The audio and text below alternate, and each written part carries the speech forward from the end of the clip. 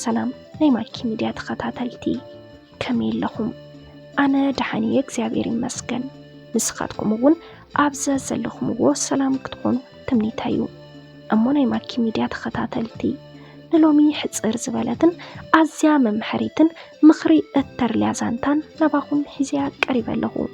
ነዛ ዛንታ ክሳብ መወዳእታ ብምክትታል ሓሳብ ርእይቶኹም ግደፉልና። ናፍቲ ዛንታ ኸብለኩም ሰናይ ምክትታል። ዮሴፍ ኣተዓባቢኡ ኩሉ ምስ ወላዲ ተዲኡ ኣብ ህይወቱ ናይ ኣቦ ፍቕሪ ዝበሃል ርእዩ ይፈልጥን። ከም ኣቦ ነዶን ኮይና ኩሉ ጉድለታቱ መሊኣ ትጓዓዝ ዝነበረት ሓንቲ ወላዲቱ ጥራሕ እያ። ዮሴፍ እውን ከዓ ኣተዓባቢኡ ርእዩ ንወላዲ ተዲኡ ብጣዕሚ ዝፈትዋ። ንሳ እውን ሕልፊ ነፍሳት ፎቶ ምንም ነገር ንውኡ ከም ምግባር ንድሕሪት ኣይትብልን እያ። ክሳብ ህይወታ ምሕላፍ እያ ትበፅሐሉ። ብርግጽ ኣብ ህይወቶም ምንም ቀዋሚ ዝበሃል ኣታዊ ኣይነበሮምን። ግና ከዓ ብሳላ ንሳ በሊዖም ይሓድሩ። ኣዶ ዮሴፍ ቅድሚ ንኡኦም ውላዳ መልክዓ ብጣዕሚ ምልኩዓት ካብ ዝበሃላ ደቂ ኣንስትዮ ማእኸል እታ ሓንቲ እያ ነይራ። ብኩሉ ነገራ ብጣዕሚ ፍጽምቲ ዳርጋ መዋል ይቐልል ዝወፃ በረ ይነበራን። ወለዳ ምንም ዘይስኣኖም ሃፋትም ሰባት እዮም። ኩሉ ግዜ ንጓሎም ብጽቡቕ ኩነታት ተንከባኺቦም የዕብይዋ። ንሳ ናይ ገዛ ብኽሪ ውላዶም ስለ ዝኾነት ዝኾነ ዝተፈለየ ነገር እንተሃልዩ ብቕድሚያ ንዓኣ ይወሃባ። ወለዳ ውላድ ኣብይዎም ድሕሪ ምጽራሕ ድሕሪ ብዙሕ ግዜ እዮም ብኽንደይ ምሕለላ ወሊዶማ። ንዓኣ ምስ ወለዱ ከዓ ካብ ዝነበሮም ጭንቂ ኣዕሪፎም ምስ ቀሰኑ ቅሳነት ዝብል ሹም ሃብዋ።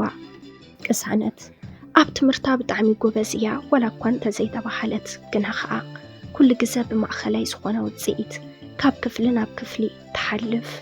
ወለዳ ገንዘብ እውን ግድ ነይርዎም ኮይኑስ ብዙሕ ንትምህርታ ይደፋፍእዋን። ምኽንያቱ ከዓ ኩሉ ግዜ ነተንሶም ዘመሓድርዎ ትካል ንሳ ከም እተመሓድሮ ስለ ዝኣምኑ ተመሓረት ኣይተመሓረት ንኦም ኣይምንታዮምን።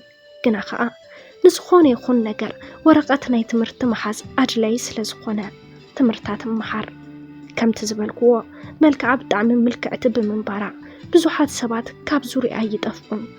ብፍላይ ከዓ ደቂ ተባዕትዮ ዝበዝሕ ግዜ ምስኣ ክኾኑ ይደልዩ። ንሳ ግና ናይ ወለዳ ፀባይ ኣፀቢቓ ስለ ትፈልጥ ምስ ማንም ወዲ ተባዕታይ ክትቀርብ ኣይትደፍርን። ኣብ ብትምህርቲ ምኽንያት ምስ ወዲ ክትቀርብ እንከላ ንባዕሉ ኣቡኣ ዝሪኣ ዘሎ ኮይኑ እናትሰማዓ ምስ ሙሉእ ዓርሰ እምነት ኣይትኸውንን። ወለዲ ቅሳነት እንትበዝሕ ንኽብሮም መብዚሖም ዝጭነቁ ሰባት እዮም። ብፍላይ ከዓ ጓሎም ማንም ወዲ ዘይኮነስ ዝተኸበረ ሓፍታም ወዲ ሓፍታም ተመርያ ክትዘምድ ስለ ዝደልዩ ምስ ዝኾነ ሰብ ክትቀርብ ፍጹም ኣይደልዩን። ይትረፍ ወዲ ተባዕታይ ምስ ጓል ኣንስተይቲ ክትቀርብ እንተኾይና ንባዕሉ መሪፃ ንኽትቀርብ የጥንቅቕዋ። ነዚ ድሌቶም ተመሓላሊፉ ምስ ዝኾነ ወዲ ወይ ከዓ ጓል ኣንስተይቲ እንተዳ ቀሪባ ወለዳን ተሰሚዖም ብጣዕሚ ብምነዳድ ይጸርፍዋን ይወቅዕዋን። ንሳ እውን ነዚ ብምፍራሕ ኩሉ ግዜ ተጠንቀቕ። ካብ መማሕርታ ኾነ ካብ ዘይትፈልጦም ሰባት መዓልታዊዩ ናይ ፍቕራዊ ደብዳቤ ዝኸዳ እንታይ እሞ ይኹን ንሳ ናይ ማንም ናይ ፍቕሪ ሕቶ ኣይትቕበልን። ወዮ ደኣ ካብቶም ኩሎም ዝሓተትዋ ደቂ ተባዕትዮ ናብ ልባ ኣትዩ ዝሰሓባ ኾነ ዝደለየቶ ወዲ ኣይነበረን እምበር ዋላ እንተዝህሉ ኣይመቐረበቶን።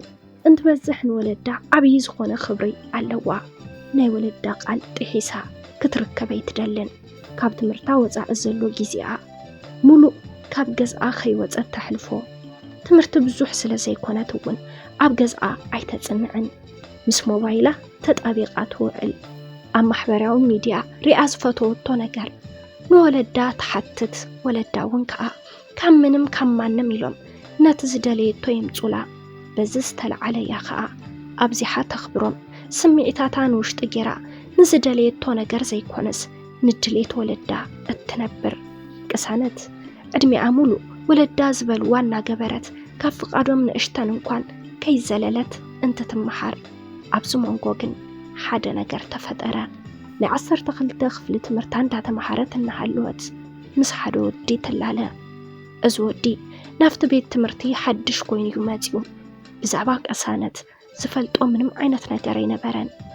ቅሳነት ግና እዚ ተምሃራይ ምስ ኣተወ ብሓደ ግዛያ ተሳዒራትሉ ገና ከይተፋለጡ ፈትያቶ ብኸመይ ምኽንያት እንታይ ፍሉይ ነገር ስለ ዘለዎ እያ ንኡ ፈትያቶ ንባዕላ እውን ኣይትፈልጦን ብመልክዕ ኮነ ብሓፍቲ ካብኡ ዝበልፁ ብዙሓት ደቂ ተባዕትዮ ንፍቅራዊ ሕቶ ዘቕረቡላ እንትኾኑ እንተንሳ ግና ምንም ዘይትፈልጦ ሰብ ፍቅሪ ሓዛ ቅሳነት ንኡ ንምፍላጥ ብዙሓት መንገድታት ትደሊ ግና ከዓ ፍርሒ ሒዙዋ ኣይትቐርቦን ዕድመይ ሓቦ ሓደ መምህር ከመጋጣሚ ንተምሃሮ ኣሳይመንት እንትህብ ንኽልቲኦም ብሓደ ይምድቦም ቅሳነት ነዚ ምስ ፈለጠት ብጣዕሚ ተሓጎሰት በቲ ኣሳይመንት ምኽንያት እናገበሩ ከዓ ይራኸቡ ጽቡቕ ምቅርራብ እውን ከዓ ፈጠሩ ግና ንሳ ጥራሕ እምበር ንሱ ንዓኣ ምንም ዓይነት ስምዒት ኣይነበሮን ቅሳነት ካብ ኩነታታ ኩሉ ምስኡ ፍቅሪ ከም ዝሓዛ ፍልጥትያ ነይራ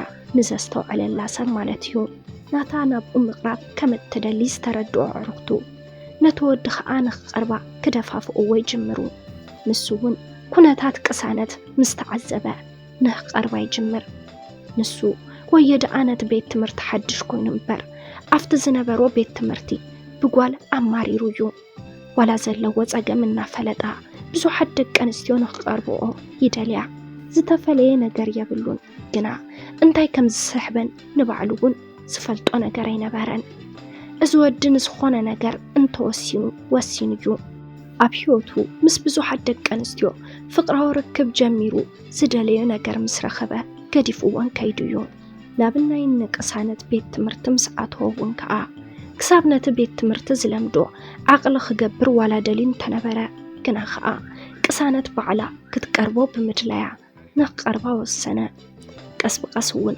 ምቅርራቦም እናጠንከረ ይኸይድ ብዙሓት ናይቲ ቤት ትምህርቲ ሰባት ቅሳነት ምስ ማንም ወዲ ሪኦምዋ ስለ ዘይፈልጡ ምስኡ ብኣብዝሓ ምቅርራባን ትዕዘቡ ብጣዕሚ ገረሞም ኣብቲ ቤት ትምህርቲ ከዓ መዘራረቢት ኣጀንዳ ኾነት እዚ ዘረባ እዚ ከዓ ካብቲ ቤት ትምህርቲ ሓሊፉ ናብ እዝን ወለዳ በፅሐሞ ኣቡኣ ብንደት ተጠንቀቓ ቅሳነት ክትገድፎይ ትደልን ኣይትኽእልን እውን ምኽንያቱ እውን ከዓ ብጣዕሚ ስለ ተፍቅሮ ቅድሚ ሕዚ ንማንም ወዲ ኣፍቂራ ኾነ ናብ ልባእትያ ስለ ዘይትፈልጥ ሓያል ፍቅሪ ሒዝዋ ወለዳ ብፍላይ ከዓ ኣቡኣ ብሓያል ምስ ተጠንቀቓ ግን ምስኡ ትገብሮ ርክብን ቅርርብን ብሕቡእ ክትገብሮ ወሲና ተሓቢኣ ትረኽቦ ዘለዋ ፍቅሪ ዝስምዓ ናይ ልባ ስምዒት እውን ከዓ ንኡ ዘርዚራ ክትነግሮ ብምሕሳብ መዓልቲ መሪፃ ንበይኑ ረኺባ ዝስምዓ ኩሉ በብሓደ ዘርዚራ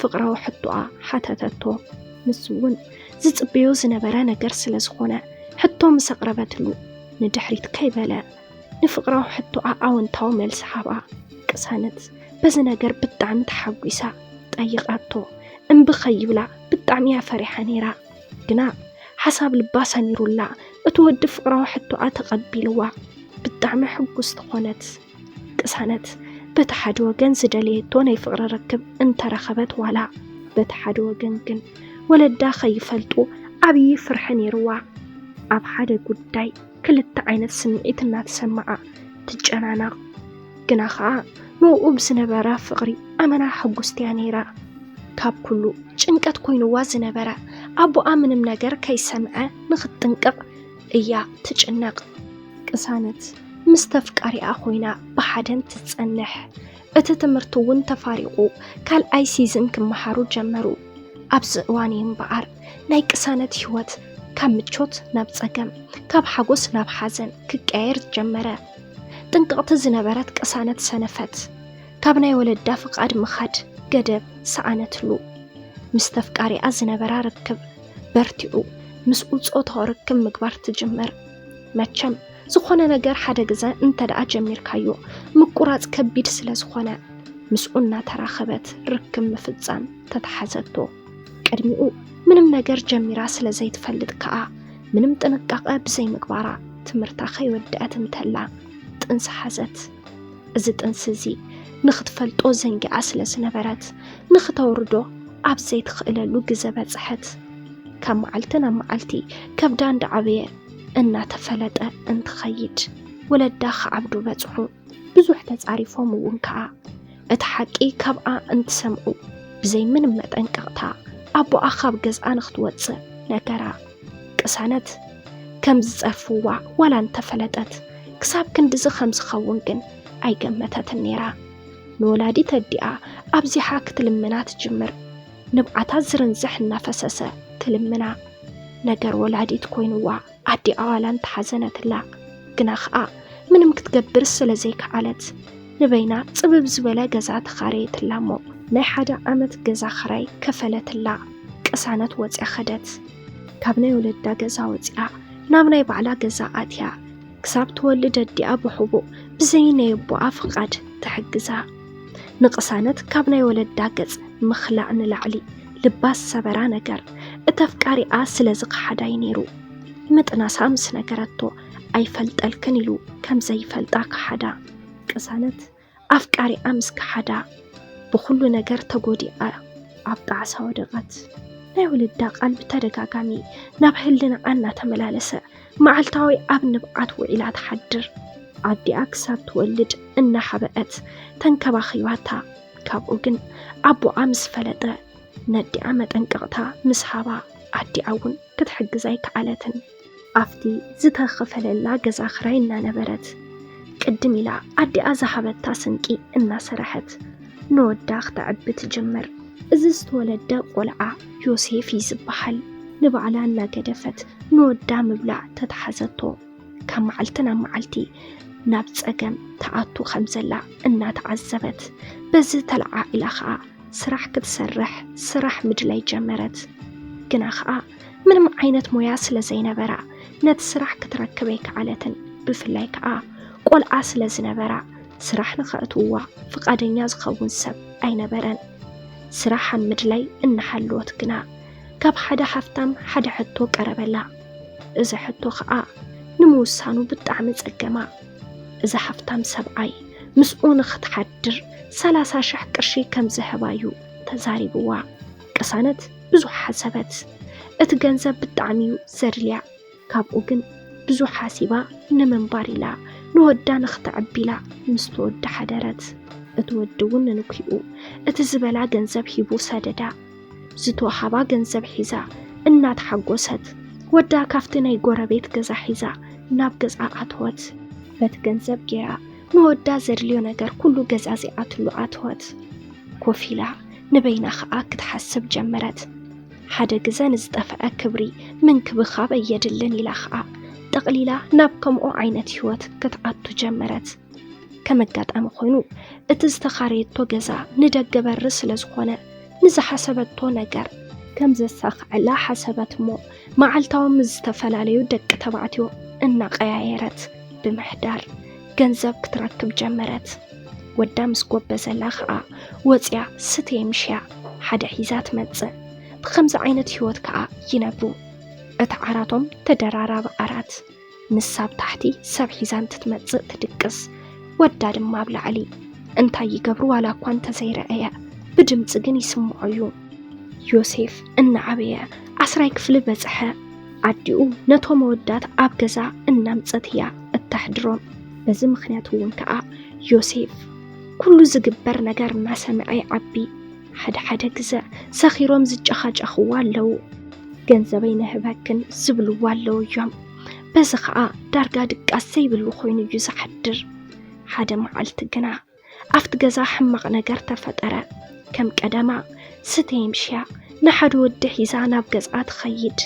إذا ود بالدعمي سخيرو نيرو عبجزا خيدو خا زخونن زي كونن يسارب قسانت سوق نخبل قرابيت نخير بش انت تزاربتو انت نسوقن زبلتو قديفو مس اخد خاج اخي جمر كان مريت تلعيلو كوق انت مكر قسانت امانات ناديدا ابغونا زنبرا كارا العلا ناب كبدو اتياتلو سخيرو سلسنا برخاء من ما يتصنحن أب كلو موتا قسانت تدناقيزا رأسا حيزا ويبالت قربيت تأخاخيبو بوليس متيوخاء نقسانت وسدوا يوسف بحيالي تقوديون تدناقيزون انتي خمس قبر جانقو أب قربيتهم حدا منبابرو ودحان زخونة سبعي مسايكون إلو سدو كبقول أنتو جميرو عديون جنزبلا اتفتزمو نكر ህሊንኡ ተነኺኡ ድሓር ከዓ ብኡ ምኽንያት ኣዲኡ ቤት ማእሰርቲ ብምእታዋ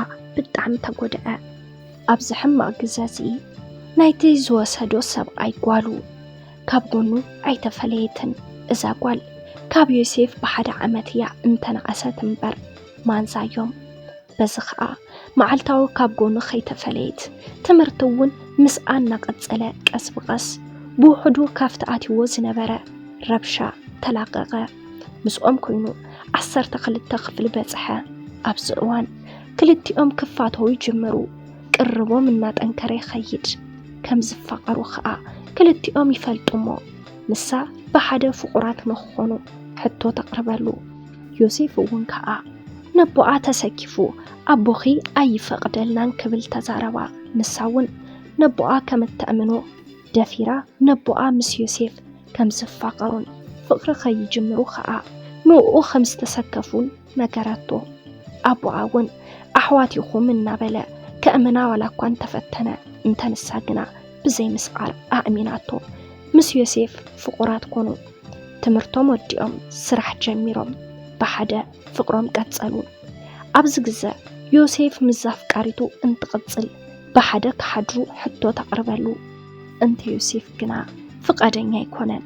ምክንያቱ እውን ከዓ ብሰንኪ ናይ ኣዲኡ ዝነበረ ሂወት እዩ። በዚ ዝተለዓለ ምስ ኣፍቃሪቱ ፅቡቕ የለውን። ንሳ እውን ንዝተወሰነ እዋን ክትርዳእሉ ዋላ እኳ እንተፈተነት ምስ በዛሓ ግን ኣማሪራ ትዛረቦ። ንሱ እውን ኣብ ሓያል ጭንቀት ጥሒሉ መፍትሒ ሲእኑ እንታይ ክገብር ይብለና ኣሎሞ። እንታይ ንክገብር ትመኽርዎ? ፎብያ ናይ ርክበለኒ ብሰንኪ ወላዲተይ ዘሕለፈቶ ሂወት ይብለሎ። ሓሳብ ርእይቶኹም ኣብ ናይ ኮመንት መጽሐፍ ቦታ ግደፍሉ። ሰላም ናይ ማኪ ሚድያ ተኸታተልቲ፣ ንሎሚ ሒዘልኩም ቀሪበ ዝነበርኩ ዛንታ ነዚ መስል ነይሩ። ኣብዚ ዛንታ ሓሳብ ርእይቶን ተዳሕሊኩም ኣብ ናይ ኮመንት መጽሐፍ ቦታ ሓሳብ ርእይቶኹም ክትገድፍሉ ትኽእሉ ኢኹም። ነዚ ቻናል ሓደሽቲ እንዳሕሊኹም ሳብስክራይብ ብምግባር ነታ ናይ ደወል ምልክት ብምንካእ ናይ ቻናልና ናይ ወትሩ ተኸታተልትና ክትኾኑ ንላቦ። ኣብዚ ቻናል ሒዝናልኩም ንቐርብ ዘለና ዛንታታት ናብ ኩሉ ሰብ ይበፅሕ ስለዘየለ ላይክ ሼር ብምግባር ናብ ኩሉ ሰብ ንኽበፅሕ ግበርዎ። ብቐጻሊ ብኻሊእ ዛንታ ብኻሊእ መደብ ብኻሊእ ሓሳብ ክሳብ ንራኸብ ክሳብ መወዳእታ ምሳና ስለ ዝፀናሕኩም ካብ ልቢ እንዳመስገና በዚ ክንፍለይኩም ሰሰናዩ።